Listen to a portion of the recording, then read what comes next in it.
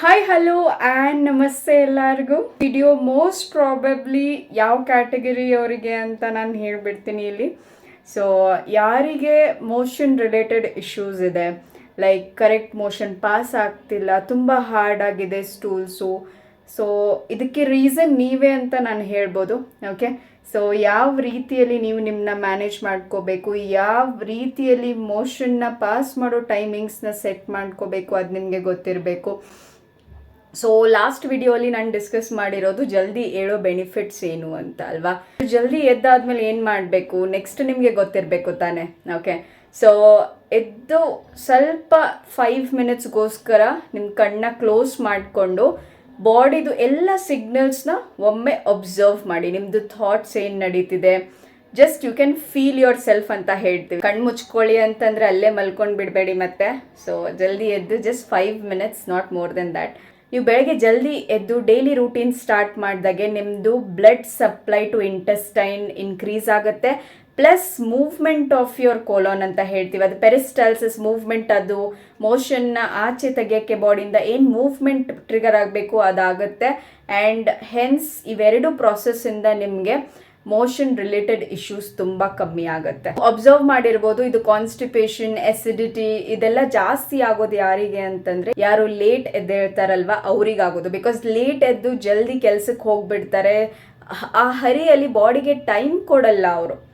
So that is what a big mistakes. ನೀವು ದಿನ ಹಂಗೆ ಮಾಡಿದರೆ ಇಟ್ಸ್ ನಾಟ್ ಗುಡ್. ಒಂದಿನ 2 ದಿನ ಎಲ್ಲೋ ಕಂಟ್ರೋಲ್ ಮಾಡಿಕೊಂಡು ಟೈಮ್ ಆಗ್ತಿದೆ ಅಂತ ಜಲ್ದಿ ಓಡೋಗ್ತೀರಾ, but it's daily not good.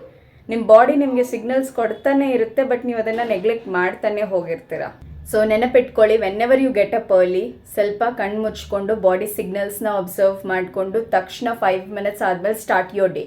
Once ನೀವು ನಿಮ್ಮ ಡೇ ಸ್ಟಾರ್ಟ್ ಮಾಡಿದಾಗೆ ಆಟೋಮೆಟಿಕ್ಲಿ ಬೋವೆಲ್ ಮೂವ್ಮೆಂಟ್ಸು ಇನ್ಕ್ರೀಸ್ ಆಗುತ್ತೆ. ಆ್ಯಂಡ್ ಪ್ಲಸ್ ನಿಮಗೆ constipation related issues, motion related issues ಏನೂ ಇರಲ್ಲ. ಬಿಕಾಸ್ ಮೋಷನ್ ಖಂಡಿತ ಕಂಪ್ಲೀಟ್ ಕ್ಲಿಯರೆನ್ಸ್ ನಾವು ನೋಡ್ತೀವಿ ಆ ಟೈಮಲ್ಲಿ.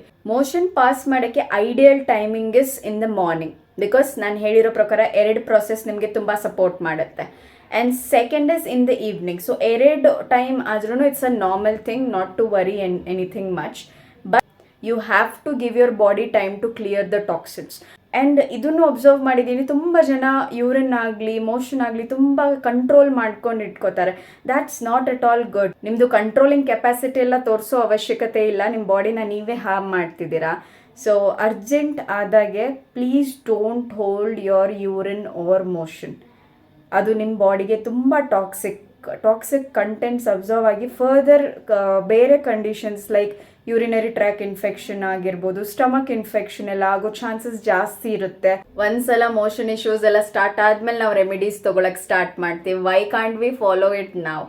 ಓಕೆ, ಸೊ ಬೆಳಗ್ಗೆ ಎದ್ದ ತಕ್ಷಣ close your eyes, give your body some time, ಎಲ್ಲ ಸಿಗ್ನಲ್ಸ್ನ ಅಬ್ಸರ್ವ್ ಮಾಡಿ. ಗ್ಲಾಸ್ ವಾರ್ಮ್ ವಾಟರ್ ಕುಡಿಬೋದು, ಅದು ನಿಮಗೆ ತುಂಬ ಹೆಲ್ಪ್ ಆಗುತ್ತೆ ಡೈಜೆಷನಿಗೆ. And keep your body healthy, keep your body safe. And lots more ಗೊತ್ತಾಗಬೇಕು ನಮ್ಮ ಬಾಡಿ ಬಗ್ಗೆ ನಮಗೆ. So till then stay tuned, connected and bye.